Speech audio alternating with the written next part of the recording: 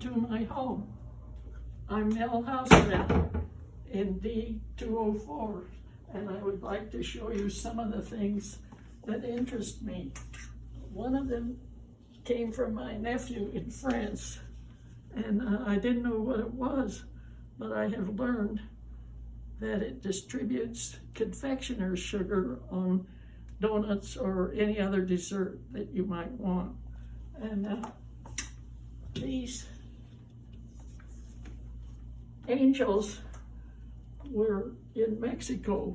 My husband and I were driving along, and we saw these on a little stand, and they appealed to me, and I have enjoyed having the angels in my kitchen. And these chairs are something that came from the Chicago Merchandise Mart, and they have been various lengths. We shorten them or raise them. I had 3 more in my home, and our 3 children enjoyed sitting on them. They're very comfortable, they're functional, and I saw them and I just fell in love with them, so I got them. And here are some pictures. Everyone recognizes the Notre Dame Cathedral. It's perhaps the most prominent feature, other than the Eiffel Tower, in Paris.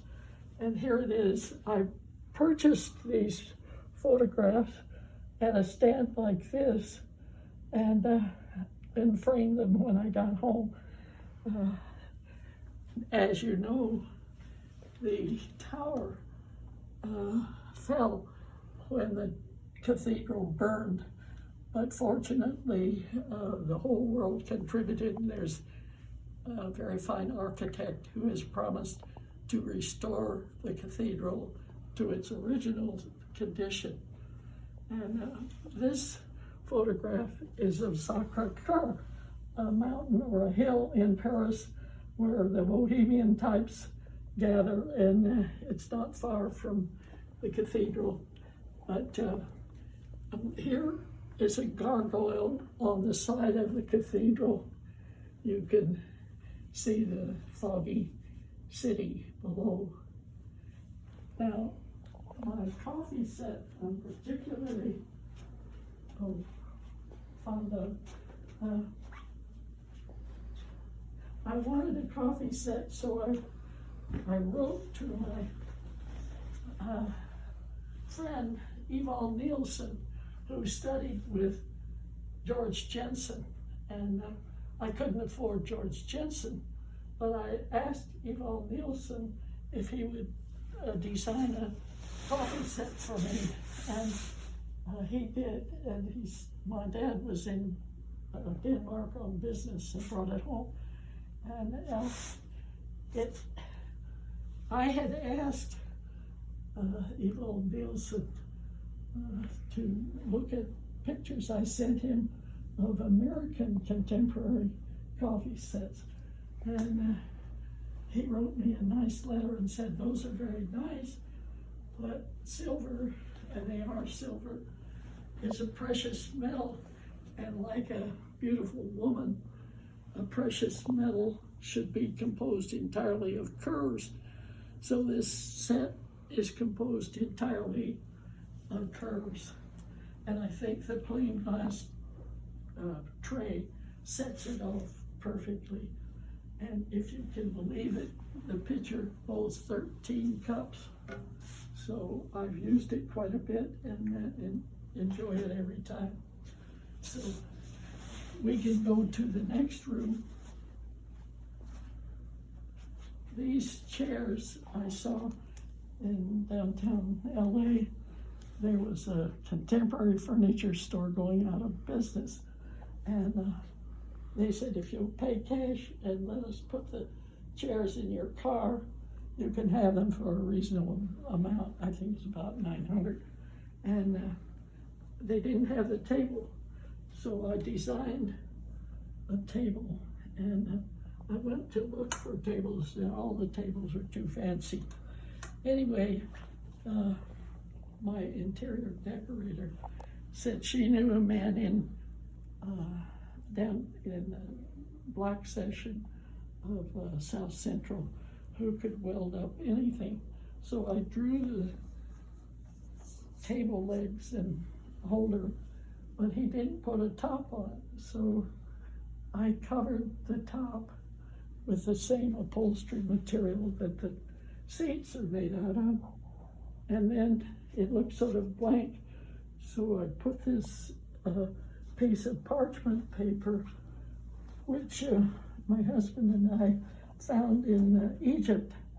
And it probably was just a commercial thing, but it appealed to us. And this symbol is M-E-L, my name, and this symbol is A-L, my husband's name.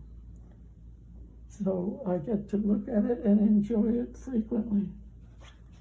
And this dog, which is wooden, was on a stand in Mexico, and his tail comes off, but other than that, he's a very good dog. In the next room, you will find an artwork which was done by a prominent Los Angeles artist. This is one of his early works. We went to see him make his later works, and what he does is take a box. This is small, he usually works in big pieces, and fill it with concrete, and then he works the concrete, and it can be whatever you imagine it to be. It's not realistic. In fact, when I first saw it, it was the other way. It was horizontal instead of vertical, but I have enjoyed it, and it fit my color scheme here. And this piece my son made when he was a senior at United States International University in San Diego. And it represents the struggle of man to reach his goals. And that idea appealed to me. And these little silver coffee tables are functional, even though they're silver. I had them in my living room on either side of the sofa, but the sofa was too big to bring here. And as I said, I like simplicity and small things. And this is a double bed. I've never had a bigger bed, only a double bed. And the drawers came from Washington, D.C. A furniture store there had all kinds of contemporary pieces, and they worked out very well. This lamp, the local electrician said, "Why don't you throw that out?" And I said, "Well, it's from my mother's living room, and so it has sentimental value for me." So I do have some sentimental feelings. And then we can go to another room. The Salvation Army and the Goodwill won't take these encyclopedias, so I thought it was too good to throw away, and I do look at them sometimes.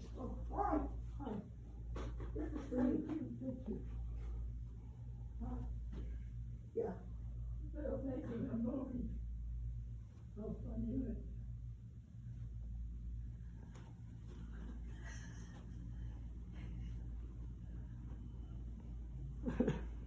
Okay. And this chair had to be reupholstered. It was black when I bought it, and I took it to a car upholstery place, and they reupholstered it for me. I was very pleased with the result. And this is the office, and the this was purchased to have record players that rotated, and it has served a lot of purpose. Slightly damaged here. This is my late husband. He was with me when I moved in 2.5 years ago, but he died here. This work of art is done by an interesting chap. He had been a furniture salesman in Redlands, California, but he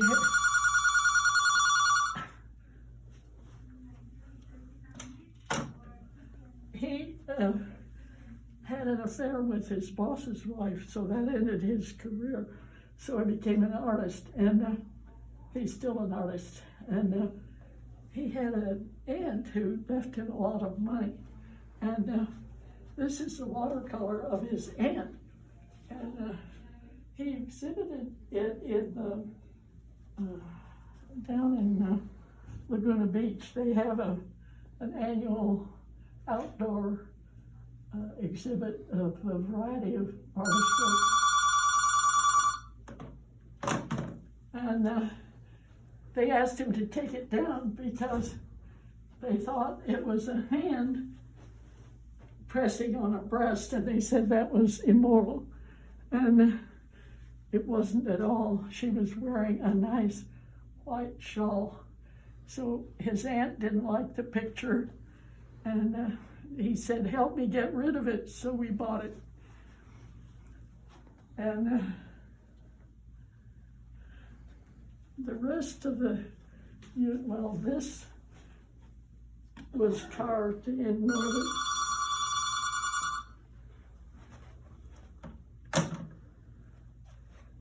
Northern California, and it just appealed to me. Well, okay, Mel, I think that will conclude our tour. Is there anything else you would like to say? I would like to visit your unit. That's the reason I volunteered to show my unit. It's been a pleasure. Thank you. All right. Thank you, Mel, for having us. It was a pleasure, and thank you for welcoming us into your home.